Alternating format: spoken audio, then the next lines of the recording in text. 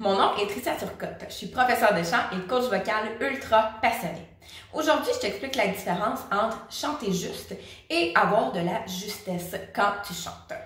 Alors, si tu n'es pas déjà abonné à ma chaîne YouTube, je t'invite à le faire dès maintenant en allant activer la petite cloche. Alors, si on dit par exemple, tu t'es déjà fait dire « tu chantes donc même pas juste », qu'est-ce que ça peut vouloir dire? C'est que, justement, on a l'impression que tu fausses quand tu chantes, ça sonne pas super bien, t'es pas tout à fait sur les notes, globalement parlant.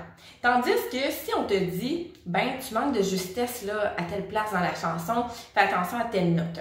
C'est souvent ça, c'est que quand tu manques de justesse, ça va être à certains endroits spécifiques. Par exemple, si la note est trop aiguë pour ta voix, ça se peut que tu manques de justesse, mais ça ne veut pas dire pour autant que tu es quelqu'un qui chante faux. Alors, il faut faire attention entre les deux. Parce qu'en fait, quelqu'un qui chante faux, ça peut être pour plusieurs raisons. Ça peut être tout simplement parce que son oreille musicale est pas assez développée. Alors, il y a moyen de travailler pour la développer. Sinon, ça se peut aussi que tu n'aies juste pas choisi une chanson dans une bonne tonalité pour ta voix. Alors, c'est sûr que moi, si je vais choisir une chanson super aiguë, puis qu'à la base, je suis une alto, ça se peut que je manque de justesse à certains endroits dans la chanson parce que justement, c'est moins dans mon range vocal. Fait que ça veut pas dire que je ne chante pas juste, mais ça se peut que je manque de justesse. Alors, je sais pas si tu me suis, il y a quand même une petite différence entre les deux. Puis, il faut dire aussi que, en fait, il existe ce qu'on appelle les gens bourdons. Mais je pense que ça correspond comme à quelque chose comme à 1% de la population. Il y a vraiment pas beaucoup de gens qui sont comme ça. Ça voudrait dire que je chante toujours sur la même note. Mettons, c'est dur à faire, là. Au clair de la lune, mon ami Pierrot. Fait que je chante toujours sur la même note et je ne m'en rends pas compte que justement, je ne suis pas capable d'aller varier les notes. Alors ça, c'est chanter en bourdon et je ne chante pas juste dans ce temps-là. Fait que ça, c'est quand même rare, les gens qui sont comme ça. Parce que sinon ça, si tu travailles ton oreille musicale, ça se peut que, justement, tu aies une super de belle voix, mais juste parce que ton oreille n'est pas assez développée, ça accroche à quelques petits endroits, puis tu chantes pas juste. Et comme je te disais, si tu choisis des chansons pas nécessairement adaptées à ta voix, ça se peut que tu aies tendance à moins chanter juste ou à manquer de justesse dans certaines parties de la chanson. Alors, très important de développer ton oreille en écoutant beaucoup de chansons, en travaillant à l'aide d'un clavier, mais aussi de choisir des bonnes tonalités pour ta voix. Alors, pars toujours de la voix parlée. Si je suis en train de parler, je me mets à chanter. Alors, c'est le prolongement de ma voix parlée. En fait, quand je chante, quand je suis en pleine voix, en voix de poitrine, c'est le prolongement de ma voix parlée. Alors, tu peux te fier là-dessus pour choisir tes tonalités de chanson.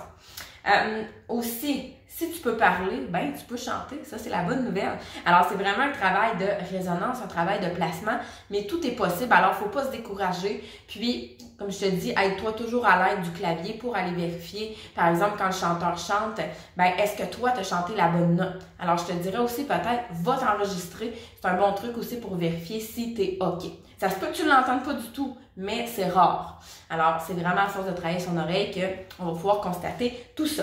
Je te donne un petit truc bonus que j'ai découvert il y a quelques années. C'est le Whisperphone ou le Tubalu. Je ne sais pas si tu connais ça. Alors, c'est cet outil-là. C'est en fait utilisé auprès surtout des enfants pour aider à lire à voix haute. Alors, c'est un peu comme le truc là, des mains qu'on place comme ça pour mieux s'entendre.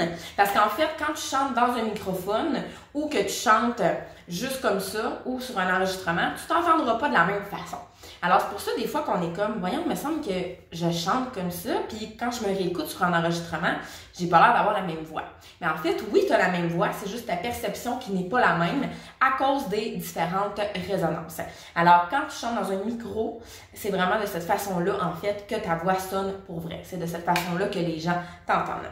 Alors, le Whisperphone, ça peut t'aider justement beaucoup à aller corriger la justesse. Qu'est-ce que je fais? C'est que je vais placer le petit trou ici, vis-à-vis mon trou d'oreille et l'autre trou ici vis-à-vis ma bouche.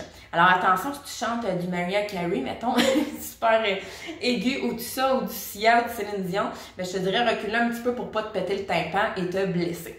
Alors tu peux l'installer comme ça et tu vas voir que quand tu parles, justement le petit tuyau se rend à ton oreille et ça permet de corriger la justesse.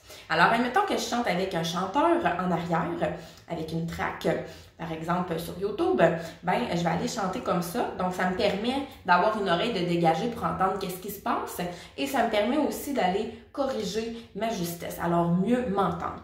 C'est un outil ça, que j'utilise beaucoup aussi quand on commence à travailler les harmonies vocales pour te permettre d'entendre toi ta voix, mais d'entendre quand même qu'est-ce qui se passe en arrière.